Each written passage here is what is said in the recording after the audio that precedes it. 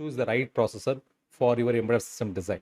Okay, so today like we are going to learn what is the difference between a microprocessor and a microcontroller and a DSP processors and FPGAs, and when to use DSPs and when to use FPGA and when to use microcontroller. So that we'll be covering up in the first session. Secondly, like we'll be covering up how to choose the package. Okay, how to choose the package and what are the tools which is required for assembling the package. And third, like we'll be discussing about the processor selection criteria as well as the hardware design flow. Okay, what are all the steps involved in hardware design flow? What is schematic design? What is layout design? And what are the considerations we have to take care while drawing our schematics and while we do our PCB layouts? And finally, like software design flow, like what is compiler, what is assembler, and how the edited the C code is converted to a hex file. That we'll be discussing on software design flow, and we'll be discussing about what is simulation, what is evaluation, and what is simulation. So these are the topics which we are going to learn on this session. So let's go to the session. So let's start the day with a mindset lesson. Okay. So I have attached three files where you could take a printout. Okay. The first thing you have to do is, the first exercise you have to do is, you have to write down whatever thing you need to do. Okay. So whatever the thing you have, it may be like just paying the bills, okay, or purchasing anything, or like the task. It may be a simple task or it may be a complicated task. It may be a short-term thing or it may be a long-term thing. But all you have to do is you have to unload that from your brain. Okay. So take like go for a calm place and like take rest and just take the printout of this paper. You may write down on a single paper or you may also have multiple paper, but just write down whatever the thing what you have to do, what you need to do. So unload all the tasks such a way the brain gets empty. Okay. So that's the first exercise. And second exercise, like what are the thing which you want to have in your life which you don't, which currently which you don't have. Okay. You have to write down all the things what you want. It may be like, it may be a relationship, or it may be a thing like a car, or it may be a bike kind of thing. So whatever you want, what you would like to have, you have to completely unload. Okay. So until the brain gets empty, there is nothing to write it on the paper. How to write the thing. So exercise 2 and exercise 3 is what you are afraid of. Okay. What you are afraid of and what you are worrying about. All the things like what you are worrying about. So you also have to mention what is the worst case scenario, what will happen. For example, I'm worrying about I'm getting cancer. So the worst case thing is the death. Okay, you are going to die. So that's the worst case thing. So you have to write down all your fears and worry and what is the worst case scenario that could happen, and analyze those worst case scenario. Okay, either it may be life or it may be death, or it may be some reasons like you, or sometimes you may also have exaggerated your problems, and you may worry about something which is not going to happen, or something like which is just a waste of time. Okay. So once you write down this, you will get a clear focus. Else you will be worrying about something which is not going to happen, or something which is not in control. Okay. So once you write down this three exercise, once you've done this three exercise, like you will get a clear focus of what you want, and like what are the tasks you have to do, and like what are the things like and also about the worry. Okay. So if you worry, okay, so if you worry, it will go for anxiety.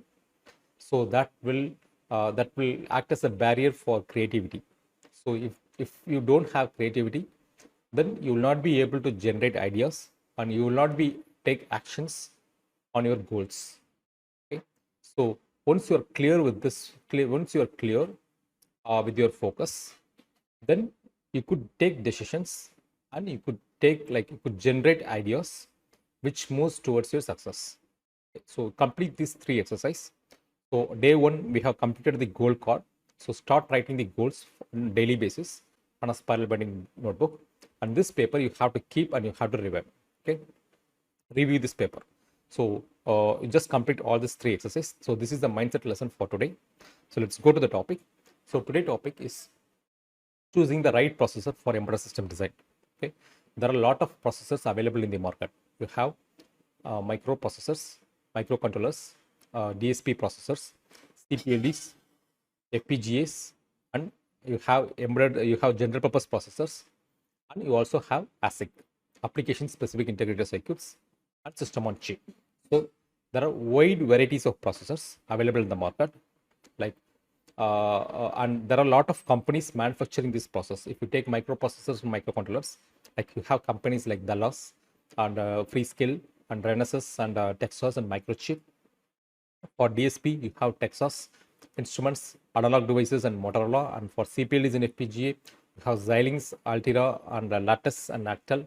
And for general purpose processors, like you have Intel, AMD, NVIDIA, Ryzen, okay, ASIC, you have Intel, again NVIDIA, and a lot of companies were there. And SoC, Qualcomm, and Broadcom. Okay, these are all the companies which manufacture these chips.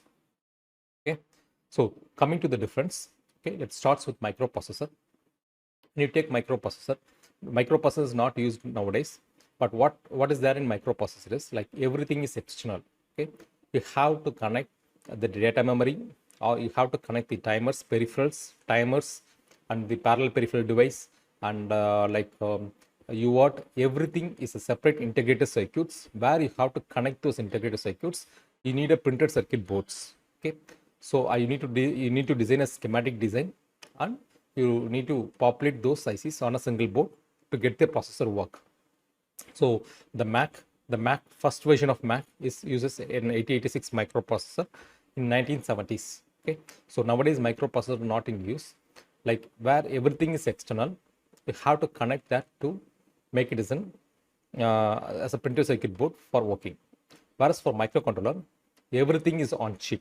Okay, you have the CPU, you have the UART, you have the program memory, data memory, and you have the parallel port, timers, and ADC, control area networks, SPI, I2C. So all these peripherals are on a single chip. Okay, so that is a microcontroller. Even in microcontroller also, like we have 8-bit microcontrollers, 16-bit microcontrollers, and 32-bit microcontrollers. So based on the capacity, like the data capacity, like mathematical capacity, it could do. Okay, you have fixed point microcontrollers as well as the floating point, so which can do fixed point calculations, and it could also floating point processors can do floating point calculations. Okay, only the recent version of the microcontroller has the floating point capability. The earlier microcontrollers don't have the capability of floating points. Okay, so microcontroller, everything is on chip, whereas microprocessor, everything is external. You have to integrate that to form a chip. Okay, so coming to digital signal processors, you have DSP is meant for mathematics. Okay, so DSP, wherever you have to implement a hard real-time constraint, okay, or wherever you want to process a continuous infinite data streams like audio streaming or video streaming, those kind of things, you could go for a DSP processor. Okay, so basically it was made of Harvard architecture and super Harvard architecture, whereas the previous microcontrollers are based on the von Neumann architecture.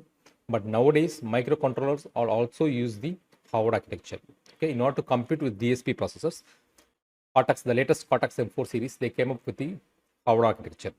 Okay, so wherever DSP processor has Mac capability, okay, multiply and accommodate, so it could do a complex mathematical calculations on DSP. Okay, whereas on microcontroller, you cannot do a complex mathematical calculations. Okay, so in DSP, there are two kind of DSP. Fixed point DSP is there, and as well as floating point DSP. Floating point has the mathematical, it could do floating point operations, so that it could be used for precision. Okay, whereas wherever you need precision, accuracy, and you could go for the floating point DSPs, which will give you that. Okay, so wherever you want to implement, wherever you need large memory, wherever you need precision, and wherever you need lower power consumption and small in size, like you could go for a DSP processor. Like wherever you want to implement a control logic, then you could go for microcontrollers. So microcontroller is not capable of doing complex mathematical calculations as like DSPs. And also DSP have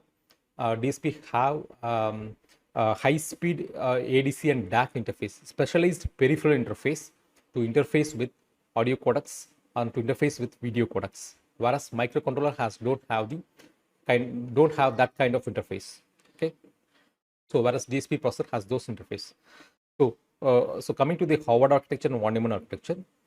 So basically, von Neumann architecture, the CPU is connected with the program memory as well as data memory on a same bus. So it could simultaneously fetch program or it could fetch the data. Whereas in Howard architecture, the program memory and data memory is connected with different bus. Okay, the program memory is connected with different bus and data memory is connected with different bus. So it could simultaneously fetch the program memory as well as the data memory. By this way, like it could reduce the number of operations for a mnemonic. Like for example, add a comma b, it could simultaneously fetch a as well as b. Okay, whereas add as well as for a and b. Whereas for Howard architecture, whereas for von Neumann architecture, it could either fetch the program data or it could either fetch the data memory. But the reason microcontrollers are made up of the Howard architecture. Okay, so coming to CPLDs and FPGAs, okay? Complex programmable logical devices and field programmable gate arrays. So CPLDs are control oriented. Wherever you use microcontrollers, you can use CPLD. Wherever you use a DSP processor, you can use FPGA. Okay? FPGA or data path oriented. Okay, if you go much detail into CPLD and the history, how it comes, it all starts from the PAL, okay, programmable array logic, and the programmable logical array. If you take programmable logical array, both the AND gate and OR gate are programmable. Okay, so whenever you want to implement a Boolean logic, you could use PLA by fusing the AND gates and the OR gates. Okay, programmable array logic is where AND is fixed and OR can be programmable. You have fixed OR and AND can be programmable. Okay, so CPLD, the SPLDs, the PLDs, then comes the PLD, programmable logical devices. So it has an AND gate, programmable and programmable OR gate, as well as multiplexers. Okay, then comes the CPLDs, complex programmable logical devices, which is much more further than the PLDs, like which is equal to a microcontroller, where whatever the control logic you want to implement in microcontroller can also be done with CPLDs. Whereas field programmable gate arrays is much more than the CPLDs. Okay, which has large number of gates in the CPLDs, has gate arrays. It is based on gate arrays. So if you check the architecture of the CPLD architecture, like you have the logic blocks, okay, where you implement the LUTs and IO blocks,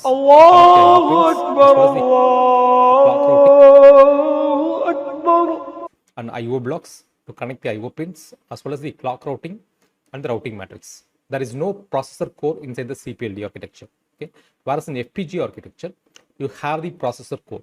The core may be of soft core or it may be a hard core. So soft core. So what is hardcore processor and what is soft core processor? If the core, then it is a hardcore processor. If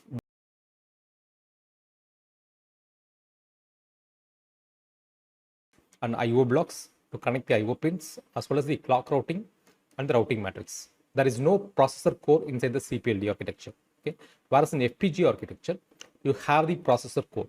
The core may be of soft core or it may be a hard core. So soft core. So what is hardcore processor and what is soft core processor? If the core is manufactured on the fabric, okay, on the fab itself, then it is a hardcore processor. If the core if the core is ported by the user by using the software, then it is a soft core processor. Okay? So FPGA supports, like if you take Xilinx FPGA, it supports microblaze 32-bit RISC architecture. You could port 32-bit RISC architecture to the FPGA so that you could implement an embedded system design. Okay, it also supports 64-bit PowerPC architecture. Okay, so if you check the architecture of FPGA, it has logic blocks, IO blocks, clock routing matrix, as well as the memory, and on VRAM, on-chip VRAM. It also has multiplayers to do DSP processing, and you have the core. Okay, processor core. The processor core, it may be soft core or it may be hard core. you could even either have single core, or you could go for the multiple core processor. Okay, so it will support both. If you want dual core also, it will support dual core processor. So FPGA, the one advantage of FPGA and DSP processor is FPGA is reconfigurable. Like you could customize. Okay, if you take CPLD, it is reconfigurable device, whereas microcontroller you cannot reconfigure. Reconfigurability in the sense, like you have, if you take UART, okay, the particular pin in the microcontroller will be the UART pin. If you want more than the UART pin, then you have to go for a software serial port. An IC can have a maximum of 2 serial ports on a microcontroller, whereas in CPLDs, if you want 10 serial ports, okay, you could customize the pin as per your use. Okay, you could customize the pin, because generically it will be a general purpose IO pin, where you could change that to a TXD pin or a RXD pin. If you want 5 UART, you could have 5 UART. If you want 2 SPI, you could use 2 SPI. So whatever you could customize. So that reconfigurability is there in CPLDs as well as on FPGA, where the DSP processor or a microcontroller don't have this capability. Okay? So that's one advantage of going with FPGA processors. So coming to technologies on FPGA, you have SRAM, where it is volatile. So when you power off the FPGA, the program will go off. It also has non-volatile, like where the program will be stored on the flash memory, and it also has one-time programmable anti-fuse technology. Okay, these are all the types of technologies on FPGA. Like you have DSPs. When you compare with DSPs, the main advantage of FPGA, it supports parallel processing, because when you go with hardware description language, the hardware description language itself will support parallelism. Okay, whereas C language is sequential. Okay, whereas C language is sequential. For example, in this case, if you take this example, when you implement in a DSP processor, it will take 256 clock cycles. Okay, 256 clock cycles to complete the operations. Whereas the same thing, when you implement that in a parallel, FPGA will complete that in 1 clock cycle. Okay, it will complete all the 256 operations on 1 clock cycle, so that it gives you the higher performance and higher speed when compared to a DSP processor. When you have a parallel computing algorithm, then it is better to go with the DSP, with the FPGA, so that you could get the maximum performance. Okay, if you are having a sequential algorithm, then the processing of both DSP and FPGA will be same. It depends upon the clock, the clock frequency used. Okay, if you take this example, the fine-grained parallelism of special purpose circuits, here you are calculating the gravitational force, like G into M1 into M2 divided by X1 minus X2 the whole square plus Y1 minus Y2 the whole square. Okay, the left hand side is the number of cycles when you deploy that on a DSP processor or a CPU, whereas the right hand side is the FPGA operations. Okay, so if you check on the left hand side, like for A equal to G into M plus C equal to X1 minus X2 and E equal to Y1 Y minus Y2 can be done on parallel. Okay, because it does not have a dependency. So the next is like B equal to A into M2 and D equal to C squared plus F equal to E squared can be done on the second cycle. And third cycle, you could add D plus F, and third cycle and fourth cycle, you could add divided B divided by G. Okay, so it needs 4 cycles when you implement the operation on a CPU. Whereas the same thing, when you implement that on a FPGA, it could complete that in a 3 cycles with compound operations. Okay, so where this compound operation is not possible on a C language. Okay, so that's one advantage of going with FPGA. So the hardware description language supports parallelism. Okay, so when to use DSP processor on FPGA? Whenever you need higher performance, whenever you have a parallel algorithm, you just go for FPGA.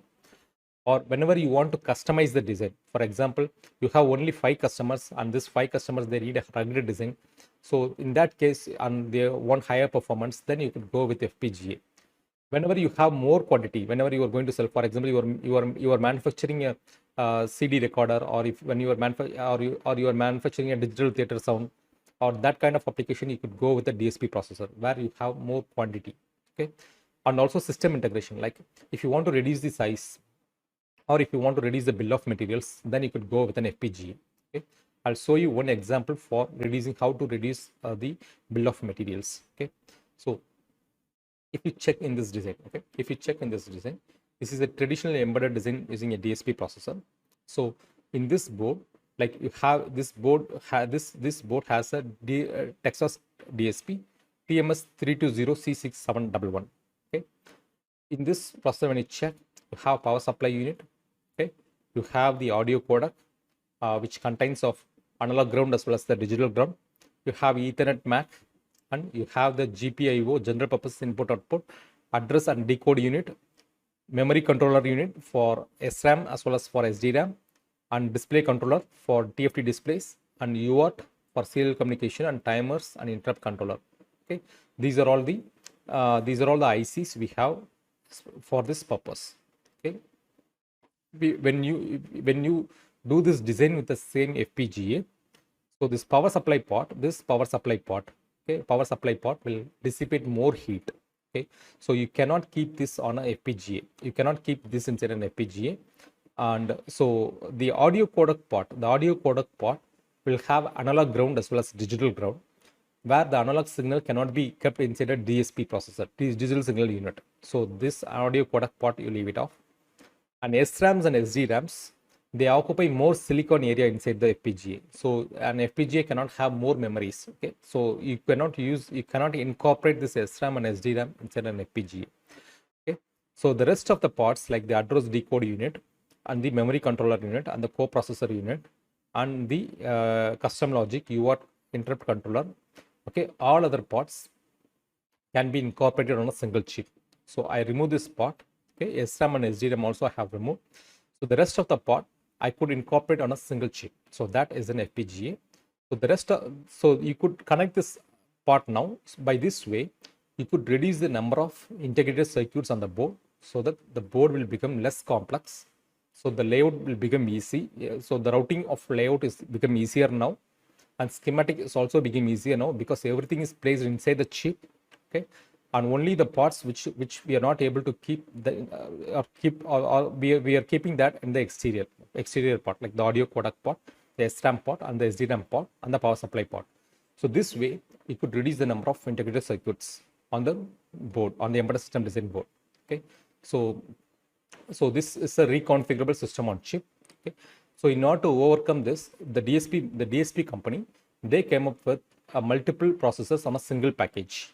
So that is called system on chip. So multi-core processor on a single package, where you could have, there are two types, symmetric as well as asymmetric. So symmetric, if the core is identical, if you have the same core, then it is symmetric multiprocessing. If you have different cores, like you have ARM core as well as a DSP core, then the core is different. Okay, so that is asymmetric multiprocessing. Since the core is different, like you could have a different operating systems on each course, and the memory, possibly without a shared memory. For symmetric, you could have a shared memory. Okay, one example for symmetric multiprocessing is Blackfin processor BF561. For asymmetric multiprocessing is TI OMAP and Snapdragon, and all these are asymmetric multiprocessor. Zinc is an asymmetric multiprocessor. Okay, so if you check in this device, everything is on chip. Okay, this is OMAP 2420 from Texas Instruments. If you check, you have a ARM core as well as the DSP core. So ARM core will take care of the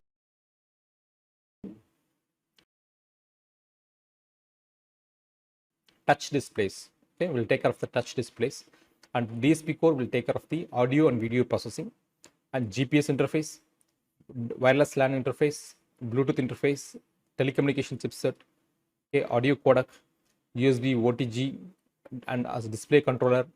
And you have memory card, SD card, reset, clock, battery management, camera module, GPIO, and mobile DDR, and NAND flash and NOR flash. Everything is on chip. Everything is on a single chip. Okay, so since it has two core, it can do parallel processing. You could do parallel processing. ARM core can take care of some operations, whereas the DSP core can take off the DSP operations, so that it could compete with the FPGA market. Okay, so this is an example for SoC, system on chip. So coming to ASIC are widely used only when you have more quantities. Like otherwise the cost will not be, you cannot match your cost. So one example of ASIC is if you check Intel Neural Compute, that is an ASIC module. Okay, which do only the processing, which uses the neural network accelerator, and the Bitcoin miner like Ant miner that uses an ASIC module. Okay, so like if you give the FPGA hardware description language code to the FPGA manufacturers, they will manufacture the IC specific for that application. That is called ASIC, application specific integrated circuits, which will do only that part of work. Okay, it cannot be used for a general purpose unit. So that is an ASIC. Okay, so that is an ASIC, and it works like only when the quantity is more. Okay, and sometimes even ASIC ICs will be very much cheaper than the DSP processors or the microcontrollers. Okay, it depends upon the application context. It depends upon the context. Okay, so coming to the comparison, we have microcontrollers at lower performance and lower cost. So if you want to implement a simple door lock, you could go with microcontrollers. If you want to implement an audio and video, if your application contains of audio and video streaming, you could go with the DSP. If you have any RTOS kind of thing like system on chip, or if you want to make a wearable kind of thing, a low power and like smaller in size, you could go with SoC. And then if you have large quantities, then you could go with ASIC, application specific integrated circuits. The higher performance and higher cost will be FPGA. FPGA, for even if you check for Vertex 7 devices, one single chip will cost for 25 lakh rupees. Okay, which could be used for aerospace or for rocket IO applications, or a space shuttle kind of thing. Okay, so one single chip will cost 25 lakh rupees. So these are all the performance. So you have to choose the processors according to your needs. So what kind of system you have, a real-time system, whether it is a hard real-time, go with FPGA or DSP processor. If it is soft real-time, you could go with microcontrollers. If it is a control kind of thing, if you have like algorithm kind of thing, then you could use DSPs or SoCs. Okay, so you have to choose the right processor for your embedded system design. Coming to the selection of packages, like there are a lot of packages available in the market. Like you have dual inline package, quad pad package, okay, and small outline integrated circuits, and PLCC, plastic lead chip carrier, and you have BGA, ball grid arrays. Okay, so if you take dual inline package, it can be mounted by a soldering iron. If you take BGA, that will be very smaller in size, but the layout will become more complex. As well as you need a multi-layer board here, whereas this package, quad pad package in SoIC, it is possible to lay out the boards on a 2-layer board. And like quad pad package needs soldering station, whereas BGA needs oven. So like oven will cost from 10 lakh rupee to 1 crore rupees. So if you don't have the oven, then you have to take stencil for mounting this IC, and you have to provide the stencil to the manufacturing unit, like, or a assembly house who will do the job for you. Okay, so you have to choose the right type of package based on the product design. Okay, so coming to the process selection criteria, so you have, the first thing is you have to choose the right development tools. What kind of compiler, whether you're going with Kale compiler or RIDE compiler, and whether the compiler has